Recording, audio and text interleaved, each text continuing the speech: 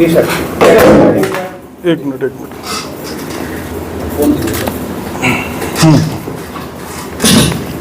क्या बताएंगे सर?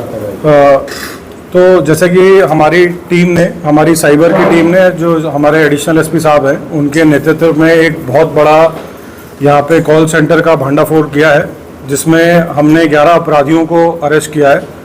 ये अपराधी लाडवा के एरिया में अपना एक कॉल सेंटर चला रहे थे, जिसमें जो यूएस सिटीजन्स हैं उनको टारगेट किया जाता था साइबर फ्रॉड के माध्यम से। उसमें उनको मेनली ये बोला जाता था कि उनका जो यूएस सिटीजन्स हैं, उनका जो पैसा है वो कहीं ना कहीं नारकोटिक्स के पैसे के लेन देन में इन्वॉल्व है, और इस बेसिस पे उनको डराया जाता था और उनसे पैसे ऑनलाइन बिटकॉइन के थ्रू ऐंठे जाते थे। तो ये हमारे पास एक टेक्निकल इनपुट आया था, जिसमें हमारी टीम ने तुरंत कार्रवाई करते हुए एडिशनल एसपी साहब के साथ हमारी 3 टीमें इसमें गठित करी गई थी, जिन्होंने रात में लगभग 7:30 बजे के आसपास इनके ठिकानों पर रेड करी और 11 अपराधियों को अरेस्ट किया। इसमें अपराधियों की एज लगभग 20 से 25 साल की है, जिसमें उनको ये बोला जाता था, उनको कंप्यूटर पे एक स्क्रिप्ट दे दी जाती थी। उस स्क्रिप्ट में सारी चीज़ें लिखी होती थी कि उनको क्या क्या चीज़ें अपना जो कंप्लेनेंट है या क्लाइंट है, विक्टिम है, उससे बात करनी है। उसमें वो उनको यही बोला जाता था कि अगर आपका जितना पैसा है वो एक नारकोटिक के ट्रेड में इन्वॉल्व है, और अगर आप चाहते हैं कि इसको सेटल करना चाहते हैं, तो हमारे सीनियर अधिकारी से हम बात करके इस मामले को सेटल करा देंगे, रफा दफा करा देंगे। और जब वो अपनी बैंक डिटेल और सारी चीज़ें बता देता था, तो उससे पैसे निकलवा के इसको बिटकॉइन के माध्यम से बाहर भेजा जाता था। तो जितने भी यहाँ पे लोग थे 11 के 11 उनको अरेस्ट करा गया, और जितने ये लोग थे मोस्टली लोग 12वीं पास थे, और जितने 12वीं पास थे कुछ फर्स्ट ईयर सेकेंड ईयर के ड्रॉप आउट भी थे, और ये अलग अलग शहरों से बिलोंग करते हैं। कोई दिल्ली से था, कोई वेस्ट बंगाल से था, कोई केरला से था। तो इस प्रकार से 11 एक्यूज हमने इसमें अरेस्ट करे। सर ये कहाँ रहते थे? उनके पास ही रहते थे? देखिए, ये जो 11 लोग थे, ये कुछ लोग तो वहीं पे रहते थे उसी ऑफिस में। इनके जो हमने जब रेड करी तो वहाँ पे हमें कुछ इनके बिलोंगिंग्स ही मिले, इनके बैग मिले, रहने की चीज़ें मिली, खाने पीने का सामान मिला। तो कुछ लोग तो वहीं रहते थे, कुछ आसपास पीजी में रहते थे, वहीं पे लाडवा में ही। शुरुआती जांच के अंदर कुछ लगा अपराधी उसकी पहले भी इस तरह काम कर चुके हैं, पैसा लगा? देखिए, जो ये 11-12 लोग हैं, इनको मेनली यही बोला जाता था, इनकी 18 से 20 हज़ार रुपये की इनको मंथली सैलरी दी जाती थी, और इनको जब ज्वाइन करते थे जॉब तो ये बोला जाता था कि इनको नॉर्मल कॉल सेंटर की तरह काम करना है। लेकिन जब इन्होंने काम करना चालू करा तो इनको पता था कि ये लोगों के साथ ठगी कर रहे हैं, लोगों के साथ फ्रॉड कर रहे हैं, और ये यूएस के सिटीजन्स के साथ फ्रॉड कर रहे हैं। तो देखिए, इनको जो हमारे पास अभी तक इन्फॉर्मेशन आई है, इसको एक टीम लीड इनका चला रहा था, जिसपे हमारी अभी जांच चल रही है। जो इनके साथ दिल्ली से भी जुड़े हुए हैं और भी अन्य शहरों से और दूसरे स्टेट से भी जुड़े हुए हैं। तो इनका एक टीम लीड भी था, जिसपे हमारी पुलिस अभी हमारी टीम्स लगी हुई हैं, और उसको भी हम जल्द से जल्द अरेस्ट करेंगे और इस पर कार्रवाई करेंगे। क्या कुछ बरामद हुआ है? देखिए, जो हमारी टोटल बरामदगी है, इसमें लगभग हमने 47 कंप्यूटर हैं जो वहाँ पे थे, और इनका यही रहता था कि कभी 25 लोग भी हो जाते थे जो करते थे, कभी 12 लोग भी हो जाते थे, कभी इससे ज़्यादा लोग भी हो जाते थे। तो इन्होंने अपनी तैयारी ये करी थी कि हमें लगभग 45 से 50 लोगों का यहाँ कॉल सेंटर चलाना है। तो हमें 47 कंप्यूटर इससे बरामद हुए हैं, 45 CPU और हेडफोन्स वगैरह सारी चीज़ें इनसे हमें बरामद हुई।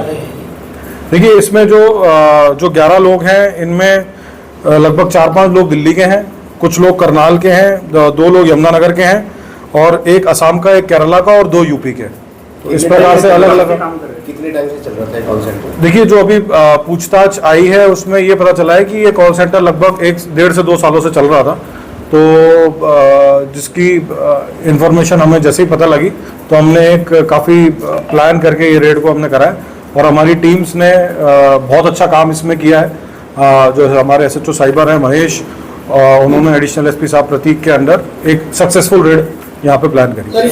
सर इसमें आप तक कितने लोगों से ठगी कर चुकी हैं और कितना लोग होगा जो ठगी कर चुके हैं? देखिए, इसमें अगर मैं बताऊं तो जनरली एक पर्सन का अगर हम बात करें कितनी लोगों की ठगी ये करते थे, तो एक पर्सन से लगभग $1000 के आसपास भी एक दिन में ठगी कर लेते थे पर पर्सन।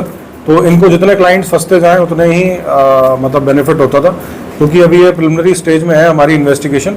तो इनसे जो भी तार और जुड़ेंगे, कितने लोगों के साथ इन्हें ठगी करी है, उसका मनी ट्रेल कहाँ तक गया है, वो हम फाइंड आउट कर रहे हैं। सर और कॉल सेंटर कार्य कर रही है पुलिस, किसी और एंगल पे भी इनको देख रही है? देखिए चौथी मामला ऐसा कुछ नहीं सर? नहीं, मतलब ये कम्प्लीटली डिफरेंट चीज़ है। ये एक प्योरली साइबर क्राइम का मामला है, जिसमें जो यूएस सिटीजन्स हैं उनके साथ फ्रॉड होता था ये। लेकिन इसको काम ये बिल्कुल कॉर्पोरेट की तरह करते थे। मतलब ये लोगों को जिस तरीके से रिक्रूट करना है, उनको अलग अलग काम बांटने हैं। जैसे यहाँ जो सेंटर था उसका काम था पहले कस्टमर को अप्रोच करके ये पता करना कि कितनी आसानी से वो खाते में से पैसा दे सकता है।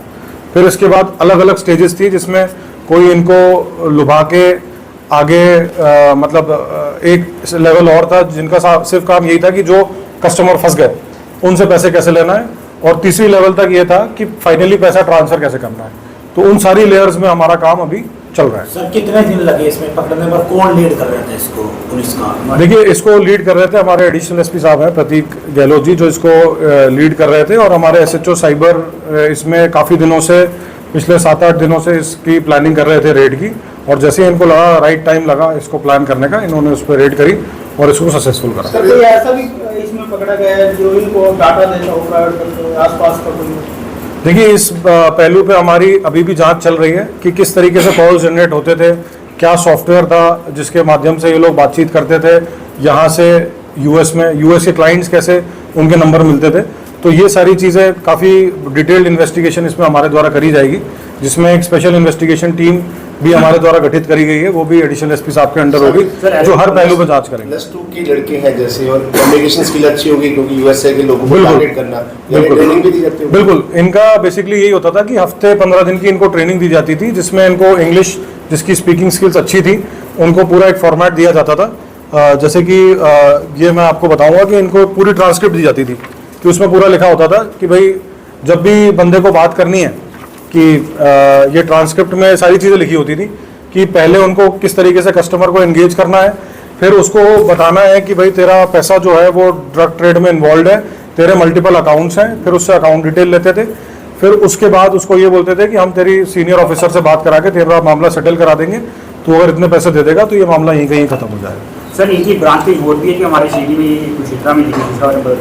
देखिए, उस बारे में अभी हमारी जांच चल रही है। जैसे कि मैंने आपको बताया कि ये जांच अभी हमारे प्रिलिमिनरी स्टेज में है, तो हम हर पहलू पर जांच कर रहे हैं। इसलिए इसमें एक एसआईटी बनाई गई है ताकि कोई भी इसमें कोना हमारा रहे नहीं। सर कुछ देर पहले जैसे मामला आया था इंडोनेशिया, विदेशी कॉल इंडियन कॉल में ट्रांसफर की जाती थी जी। क्या ये भी वहाँ अमेरिकन कॉल में ट्रांसफर करते थे या लोग? हाँ, वही मैंने जैसे आपको बताया कि यहाँ के जो लोग थे, अब ये आप मान के चलो उल्टा हो रहा था। जी हाँ, वहाँ पे पहले कॉल्स बाहर वहाँ से यहाँ कर रहे इंडियन, थे, अमेरिकन अब यहाँ से इंडियन कॉल सेंटर बना के लोग यूएस को टारगेट कर रहे हैं।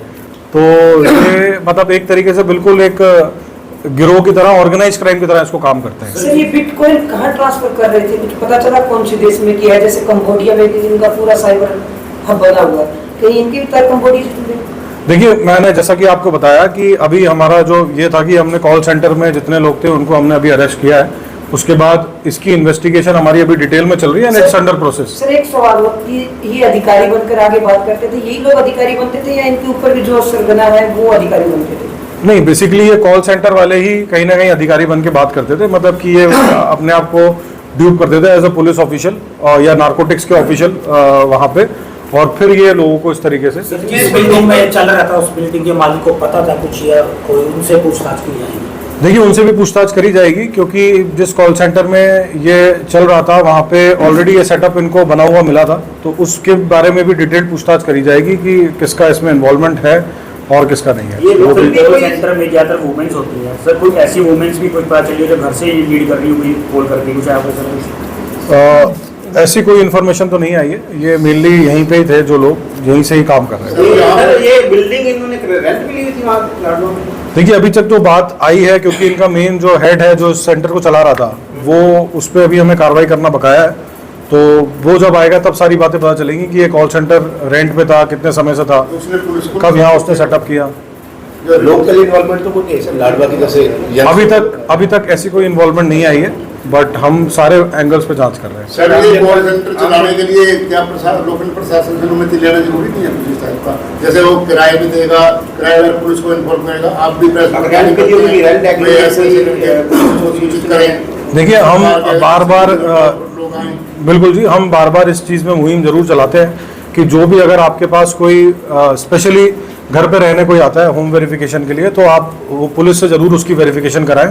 तो ये हमारा हर बार प्रयास रहता है कि आप पुलिस को बताएं ताकि हम उस बंदे की वेरिफिकेशन कर सकें। इवन आपके इस माध्यम से मैं ये भी बोलना चाहूँगा कि इसलिए हमने एक स्पेशल अभियान चलाया है, जितने भी हमारे होटल्स वगैरह हैं उनमें हम जाके उनकी मीटिंग्स भी ले रहे हैं बार बार। कल भी हमने बहुत सारे होटल ओनर्स को कुरुक्षेत्र को बुलाया था कि आपके यहाँ कोई भी अगर रहने आता है तो आप उनका आधार कार्ड जरूर चेक करें, आधार कार्ड पे जो नंबर लगा है उसको फ़ोन करके जरूर चेक करें। और अगर बाद में कभी ऐसी बात होती है कि कोई क्रिमिनल उनके यहाँ आके ठहरा और उस होटल ओनर ने ये बेसिक चीज़ें नहीं करी होंगी, तो हम उसके खिलाफ भी लीगल एक्शन जरूर लेंगे। साइबर क्राइम के विषय में आम जनता को क्या अपील करें? देखिए, साइबर क्राइम के विषय में सबको यही बोलना चाहूँगा कि जो हमारा एक हेल्पलाइन नंबर है 1930, ये सभी के लिए ये बहुत ही इंपॉर्टेंट हेल्पलाइन नंबर है। जब भी कोई साइबर फ्रॉड आपके साथ होता है तो आप तुरंत बिना किसी देरी के 1930 पे कॉल करें, ताकि जो भी आपका पैसा है वो अगर उस टाइम भी फ्रॉड हुआ है तो उसको हम होल्ड करके आम आदमी को उसका पैसा दिला सकते हैं।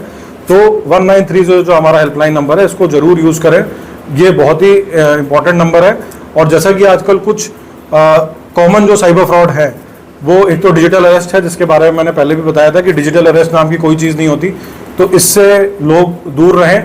अगर उनको लगता है किसी ने उनको फ़ोन करके बोला है कि जी मैं डिजिटल अरेस्ट हूँ, पिछले 5 दिन से अगर वो उसको सफ़र कर रहे हैं तो इमीडिएटली पुलिस को आके बताएं। डिजिटल अरेस्ट नाम की कोई चीज़ नहीं होती। दूसरा जो आजकल most common fraud cyber fraud है वो इन्वेस्टमेंट फ्रॉड है। इन्वेस्टमेंट में वो आपको किसी ना किसी तरीके से लुभाने के लिए किसी व्हाट्सएप ग्रुप पर जोड़ते हैं। वो आपको बोलते हैं जी ये ऐप हम आपको दे रहे हैं, इसमें आप पैसा डालोगे, आपका पैसा रोज़ बढ़ता रहेगा, लेकिन जब आप पैसा विड्रॉ करने के लिए जाएंगे तो पैसा विड्रॉ नहीं होगा। तो ये इन्वेस्टमेंट फ्रॉड स्पेशली कोविड के बाद से बहुत ज़्यादा कॉमन हो चुका है, जिसमें लोग सोचते हैं कि हम जल्दी से शॉर्टकट में पैसा कमाएंगे, 6% 7% महीने की रिटर्न एक्सपेक्ट करते हैं, लेकिन वो बिल्कुल गलत है। तो इन्वेस्टमेंट फ्रॉड आजकल सबसे कॉमन है। आप इंस्टाग्राम, व्हाट्सएप, टेलीग्राम ग्रुप्स पे जुड़ जाते हैं, वो आपको बताते हैं कि जी हम आपको ये स्टॉक बता रहे हैं, ये आपको टिप दे रहे हैं, सारे लोग मिलके खरीदेंगे तो इसमें फ़ायदा होगा, इकट्ठा हम लॉट खरीद लेंगे, तो ऐसा कुछ नहीं होता। तो ये सारी फेक चीज़ें हैं। लड़कियां तो शामिल, कोई लड़कियां भी कॉल सेंटर नहीं है इस केस में हमारे कोई लड़के हैं। सर, कंबोडिया वाले मामले में कुछ जांच आगे बढ़ी हो, कोई और खुलासा हो या किसी और अपराधी तक बढ़े? देखिए, उसमें हमें कुछ इंपॉर्टेंट लीड्स मिली हैं, उस पर हम अभी भी काम कर रहे हैं। जैसे ही उसमें कोई बड़ा खुलासा होगा तो आपको जरूर इंटीमेट करेंगे। कुछ कॉल सेंटर खुले हैं जो जेन्युइन काम कर रहे हैं, बोर्ड बकायदा प्रॉपर ढंग से ऐड भी कर रहे हैं, जिसमें लगभग 100 से ज़्यादा बच्चे यंगस्टर्स जो है काम करते हैं नाइट सर्विस में भी, दिन में भी। तो एक तो जेन्युइन कर रहा है, ऐसे ही फर्जी कॉल सेंटर है, लेकिन पब्लिक के दिमाग में वो चलता नहीं। ऐसा भी अभियान चलाया जाएगा कि लोग जागरूक रहे कि बिल्कुल। मतलब अगर आपको आपके एरिया में आपको लगता है कोई ऐसी कॉल सेंटर है जहां आपको लगता है कि उससे सस्पिशियस काम हो रहा है, तो आप जरूर इन्फॉर्मेशन दें, हम उसको वेरीफाई करेंगे। और अगर फर्जी कोई कॉल सेंटर चल रहा होगा तो जैसे हमने ये कार्रवाई बड़ी करी है, वैसे ही हम उनके ऊपर भी कार्रवाई करेंगे। और जैसे पहली बार ये कुरुक्षेत्र में इस तरह के कॉल सेंटर पकड़ाया है, तो अगर ऐसी कोई इन्फॉर्मेशन आगे भी आती है तो हम ज़रूर उस पर कानूनी कार्रवाई करेंगे। हमारी टीम बहुत अच्छा इसमें अपना प्रयास कर रही है और डेफिनेटली हम इसमें आगे भी ऐसे काम करते रहेंगे।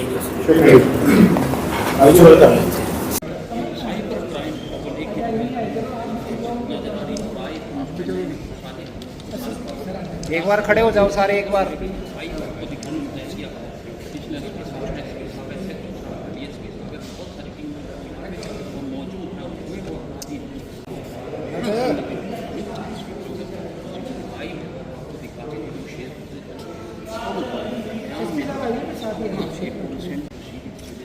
करते काम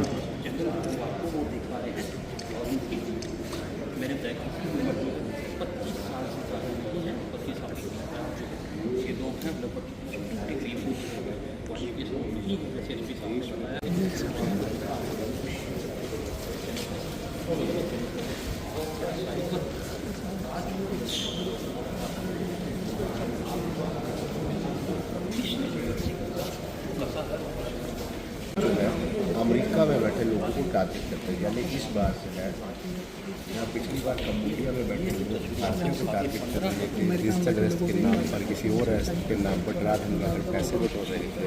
ऐसे में ये युवा आप देख सकते हैं +2 पास लगभग युवा है, जिन्हें स्क्रिप्ट दी जाती थी।